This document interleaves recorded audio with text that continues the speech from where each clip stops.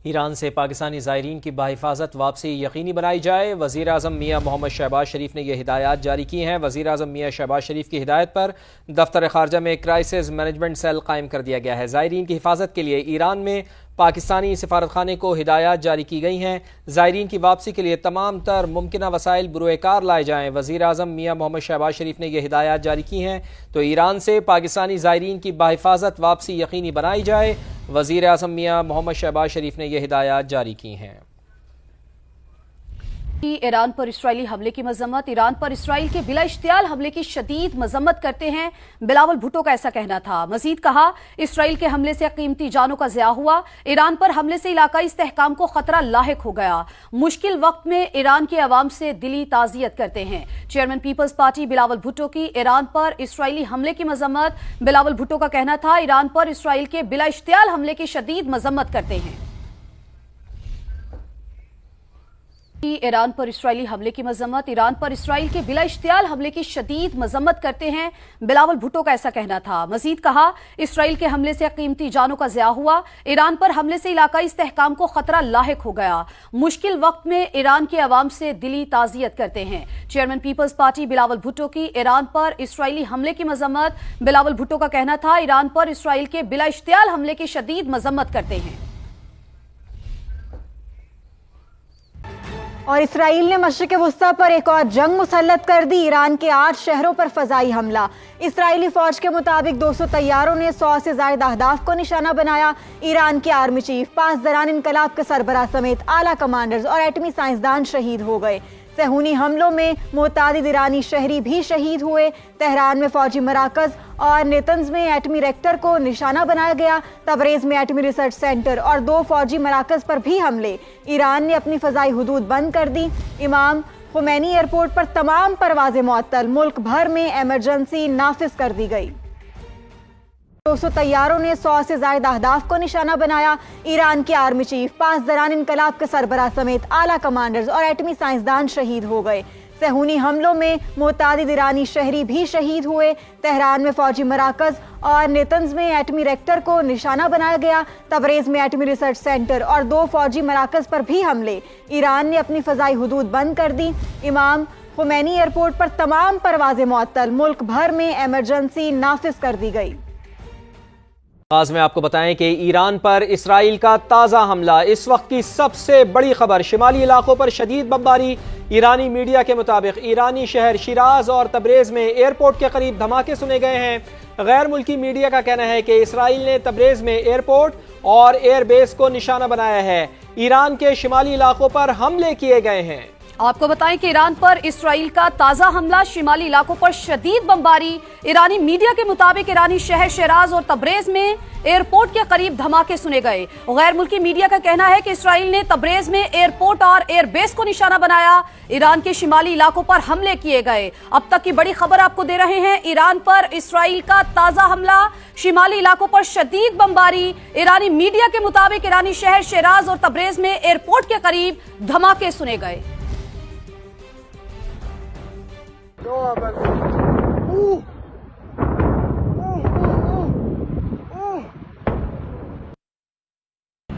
Iran पर Israel का ताजा हमला, शिमाली इलाकों पर शदीद बमबारी। ईरानी मीडिया के मुताबिक ईरानी शहर शिराज और तबरेज़ में एयरपोर्ट के करीब धमाके सुने गए। गैर मुल्की मीडिया का कहना है कि इसराइल ने तबरेज़ में एयरपोर्ट और एयरबेस को निशाना बनाया। ईरान के शिमाली इलाकों पर हमले किए गए। तो आपको बता रहे हैं कि ईरान पर इसराइल का एक और हमला, ताजा हमला, शिमाली इलाकों पर शदीद बमबारी। ईरानी मीडिया के मुताबिक ईरानी शहर शिराज और तबरेज़ में एयरपोर्ट के करीब धमाके सुने गए। गैर मुल्की मीडिया का कहना है कि इसराइल ने तबरेज़ में एयरपोर्ट और एयरबेस को निशाना बनाया। ईरान के शिमाली इलाकों पर हमले किए गए। इसराइल ने तबरेज़ एयरपोर्ट और एयरबेस को निशाना बनाया है। गैर मुल्की मीडिया के मुताबिक ईरानी शहर शिराज और तबरेज़ में एयरपोर्ट के करीब धमाके सुने गए। ईरान पर इसराइल का ताजा हमला, शिमाली इलाकों पर शदीद बमबारी की गई। Rear admiral retired Faisal Shah साहब हमारे साथ मौजूद हैं, दिफाई तजियाकार हैं। शाह साहब, बहुत शुक्रिया आपके वक्त के लिए। अब हम ये मुसलसल देख रहे हैं कि इसराइल हमले कर रहा है, अब जवाब देना है ईरान को। तो आप क्या समझते हैं कि ईरान कब तक जवाब देगा और उसका जवाब कितना भरपूर और ताकतवर होगा? जी, बहुत शुक्रिया मुझे प्रोग्राम में लेने का। अगर आप थोड़ा सा पीछे चले जाएं और पिछले साल की कार्रवाइयां देखें तो उसमें दोनों तरफ से मिसाइल्स का और ड्रोन रॉकेट्स का हमला होता रहा।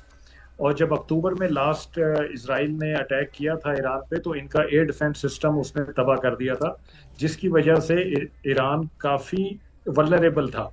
और आज भी जो इन्होंने इसराइलियों ने अटैक किया है वो आप देखें कि उनके एयर डिफेंस सिस्टम का कंप्लीट फेलियर है, क्योंकि इसराइल के जहाज आए, अपना काम किया और फिर वापस जाके सेफली उन्होंने लैंड कर लिया। जिसका मतलब ये है कि ईरान का जो एयर डिफेंस सिस्टम था वो काम नहीं कर सका। कुछ खबरें ये भी हैं कि इसराइल ने इस हमले से पहले कुछ ड्रोन्स स्मगल कर दिए थे ईरान के अंदर, और फिर इस हमले के दौरान उन ड्रोन्स का भी इस्तेमाल किया गया। ये बिल्कुल उसी तरह की कार्रवाई है जैसे कि पिछले दिनों आपने रशिया यूक्रेन में देखा कि यूक्रेन ने ड्रोन स्मगल किए रशिया में, और फिर जाके उनके बेसिस के साथ उनको खड़ा करके और फिर वहां से अटैक किया गया था। तो ये कुछ उसी तरह की कार्रवाइयां आज भी हमें नजर में आ रही हैं। अब सवाल ये पैदा होता है कि ईरान क्या करेगा। देखिए, एक बड़ा जो वैक्यूम क्रिएट किया है इसराइल ने, वो तो लीडरशिप में क्रिएट कर दिया है, क्योंकि ऊपर की जो टॉप लीडरशिप है मिलिट्री की, वो उन्होंने उड़ा दी है, जो कि एक बहुत ही ज्यादा हजीमत और खिफत की बात है किसी भी मुल्क के लिए। जब लीडरशिप चली जाती है तो फिर वो प्लान्स भी अफेक्ट हो जाते हैं। बेशक आप नीचे से लीडरशिप को ऊपर ले आए, लेकिन जाहिर बात है कि थोड़ा सा पॉज आ जाता है। तो ईरान एक तो उस सदमे से भी अभी संभलेगा, और ईरान के पास 2-3 ऑप्शंस हैं। एक ऑप्शन तो ये है कि ईरान ड्रोन्स और मिसाइल्स और रॉकेट से हमला करेगा, लेकिन मेरा अपना ये ख्याल है कि जब मैं पिछले साल की कार्रवाइयों पे नजर डालता हूँ तो वो ज्यादातर इंटरसेप्ट कर लिए गए थे। उनमें से कम ऐसे थे जिन्होंने कोई डैमेज किया, और वो भी कोई खास डैमेज नहीं किया था। तो इस दफा भी कैलिब्रेटेड और डिप्लोमेटिक पाथवे के तहत किए गए हमले थे, क्या आपको लगता है? सॉरी, आपकी आवाज कट गई। मैंने कहा कि वो जो जिन हमलों की आप जिक्र कर रहे हैं पिछले साल वाली, वो तो बहुत ही ज्यादा कैलिब्रेटेड और डिप्लोमेटिक पाथवे के तहत हमले किए गए थे। जी, वो किए गए थे, लेकिन जब मतलब उनको भी एंटिसिपेट किया गया था ना इजराइल की तरफ से, तो दे वर रेडी।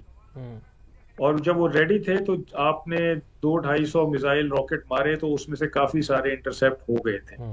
तो अभी भी इजराइल तैयार है, उसको पता है कि ईरान ने हमला करना है, तो जाहिर बात है कि उसकी भी तैयारी मुकम्मल होगी। फिर अमेरिका ने भी कहा है कि जी हम इजराइल के दिफा में उसके साथ हैं।